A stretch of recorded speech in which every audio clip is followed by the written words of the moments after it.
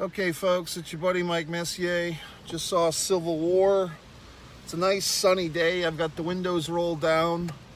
We might have some wind, so bear with me. What if you actually had a bear with you, like a real live bear, and you said bear with me? Okay, Civil War, Kirsten Dunst, a bunch of other actors, some familiar faces. Good movie, worth seeing. Probably give it 4.25 out of 5. Should you go see it? I think you should. I would say across the board, people can see this movie. It's an important film. It's timely. It's about the U.S. going to war with itself in modern times, in kind of an alternate future, well, or even alternate present. And if you've been following things for a while, you might have seen that Texas, every once in a while, you'll hear a hiccup of information that Texas is wanting to secede from the Union. And guess what, folks? These things happen. Would these birds shut the fuck up? God, we're seagulls. Whoa, who gives a fuck? Anyway, every once in a while, you hear about Texas wanting to secede, blah, blah, blah.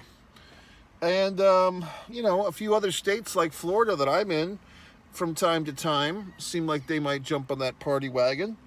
And you have things like the border and abortion and all these topical topics that divide people and are divisive and cause Twitter hashtags, OMG, and all these things. Could this be our future? Well, if you had told some asshole 15 years ago that the movie Idiocracy would seem like a documentary in 15 years, they probably would have slapped you silly and called you a funny guy.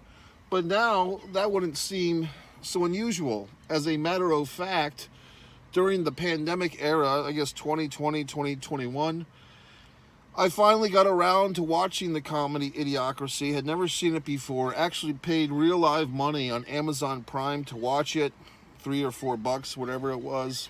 And I didn't really laugh a whole lot, because by the time I got around to seeing it, it wasn't a comedy. It was a haunting reminder of things that have come to be.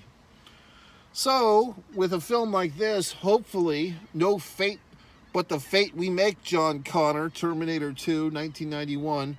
Hopefully, we will avoid the shenanigans, the desperation, the death that we see our characters go through in this film. It's, in some ways, shall I say, a road trip movie. We have a band of 4 war journalists, 1 writer, 2 photographers, and a young girl photographer, who, of course, the older male photographer was looking to fornicate with. Kirsten Dunst is kind of the emotional center, the gravitas of the film. Her character, Lee, who's named after some famous photographer, or has the same name, I guess, as some real live famous female war photographer, if that was a true thing, which sorry, I don't know my war photography information like the back of my hand. Which side is the back? Is this the back of your hand? Because this is the palm. So how do people know the back of their hand? I mean, you don't sit there and look at it. So anyway, I like the movie. It's one of those movies where it's not terribly enjoyable to watch because, oh my God, this could happen. I mean, that's the point of this type of affair. This type of movie is to basically warn us into being kindler and gentler. Is it kinder or kindler? I think it's kindler. Trying to warn us that we should not let our differences divide us. We should allow our similarities to heal us. Heal our nation, oh Lord. So that's it. It's a message movie. But we do get to meet these war reporters, which is pretty interesting. Their minds and how their emotions work. Like, they're kind of addicted to the noise, so to speak. And you think about it, if you do think about it, real life war journalists are probably not too different from the people in this film. What an interesting profession, really. Because if you think about all the atrocities we've seen in war, with photography, with video. Someone's taking those pictures, someone's taking that video, and they're pretty close to the action, right? So, you know, I suppose, or I guess, or whatever, that war journalists, press is supposed to have clemency in these times of conflict. The bad guys or the good guys are not supposed to shoot the press. They're supposed to be off limits, but we know that's not always the case now, do we? So obviously, it's a job. If you think back 5 years ago, the WWE was doing their dirty blood money business with the Saudi Arabian Sports Authority off the heels of a gentleman, United States citizen press reporter, who was very critical of the Saudi Arabian government because he was born, I believe, in Saudi Arabia, was very critical, and he was murdered. So the WWE and other companies had a lot of shit at the time, a lot of slack, because they had so much money invested over there, or a lot of their money, the Saudi Arabians, was invested in these U.S. companies, including WWE and other companies. And some companies left out of probably not out of moral obligations, but just feeling that that was the best move to do money-wise. The WWE remained. UFC at the time, before they were part of the same TKO deal, I believe the UFC left Saudi Arabia, but they'll probably be back, you know. So what can you say? I mean, basically, you wake up in the morning, you just want to do your daily thing, you want to go to the Dollar Tree, buy some stuff.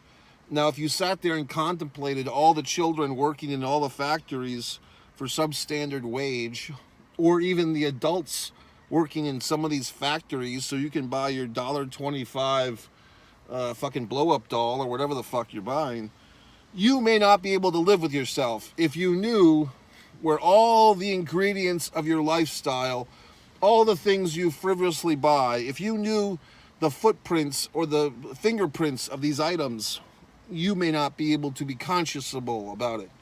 And we all struggle with that, or at least some of us do.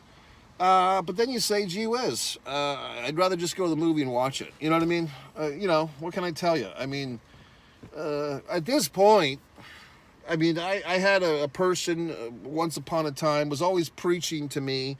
Guy was about 20 years older than me, always preaching to me about all these goddamn things, trying to inspire me to go out and take on the world. And finally, I just fucking said, hey, look, maybe, you know, the way that you're talking and the way that I believe already, maybe we as a society are so far off the tracks, it doesn't even matter what I do or what you do. We're so far fucking gone that you just might as well enjoy the last ride. You know what I mean? And that shut the fucker up for a while, for 5 minutes. Because it's true. I mean, if you think about all the goddamn environmental issues, the conflicts, the disease, okay, the international terror, the school shootings, all these things that are horrible. If you and I are trying to solve all these things, we would never fucking leave the house. We would hashtag ourselves into oblivion, baby. We would protest until there was nothing left to protest. We'd have to protest the protests, okay? So at some point, you just say, hey, look, I'm just sitting here watching the wheels go round and round, okay? You know, what the fuck am I supposed to do? I'm going to enjoy my life, and if the world wants to shit in its own bed, then let it shit in its own bed. I have to enjoy myself and go to Disney World once in a fucking while. You know what I mean? I can't cure all the problems. You served me this buffet of bullshit. I'm just picking out the bones of the things I don't want to eat, okay? So there you fucking have it, folks. So, good movie. You know, like I said, it's hard to say I enjoyed it. It was compelling. It's a warning sign. There's a nice quote in this movie where the KIRSTEN Dunst, I always like saying her name right because I feel very intelligent when I say KIRSTEN instead of KRISTEN. I say KIRSTEN.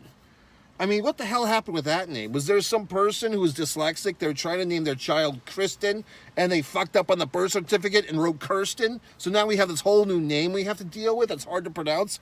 KIRSTEN Dunst, playing this reporter Lee. She goes into the bathtub. No, you do not see nudity.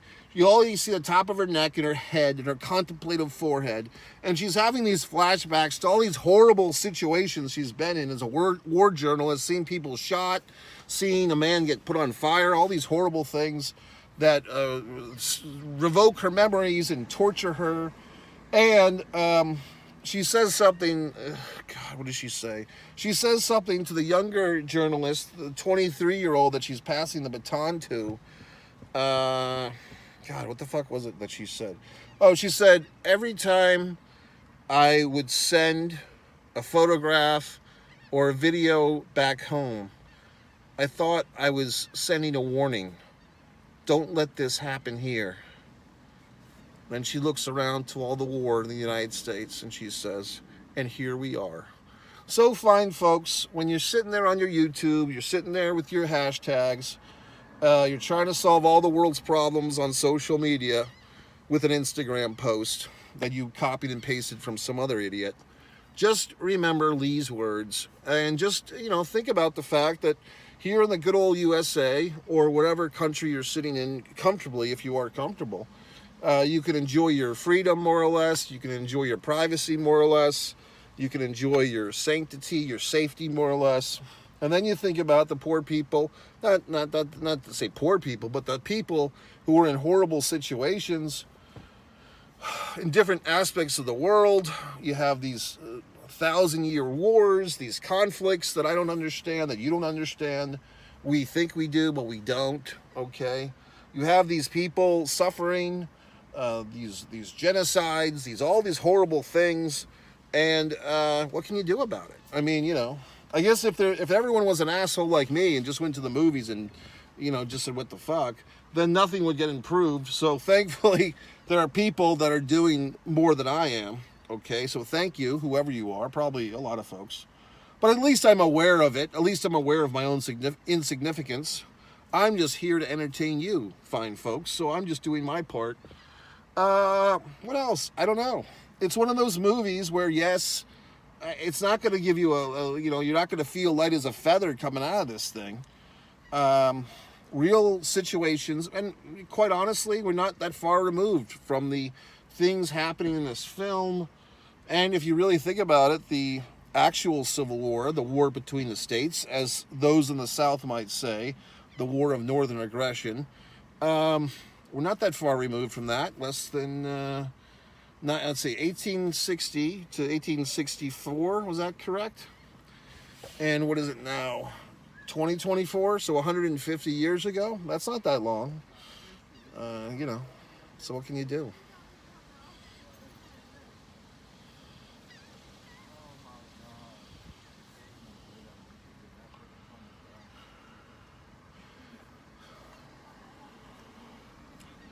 So, I like the movie. I mean, I respect the movie. Yes, it's for what it is, and I think there's been a few movies like this before. Is this what you would call a dystopian film? Like a shitty world future? But I think a lot of times movies like that are more like sci-fi oriented, like Blade Runner and so forth. I just rolled up my windows because I got sandwiched. There's a couple of people on my left talking. There's some person that just parked on my right. So now I have to roll up the windows and be uncomfortable for a moment.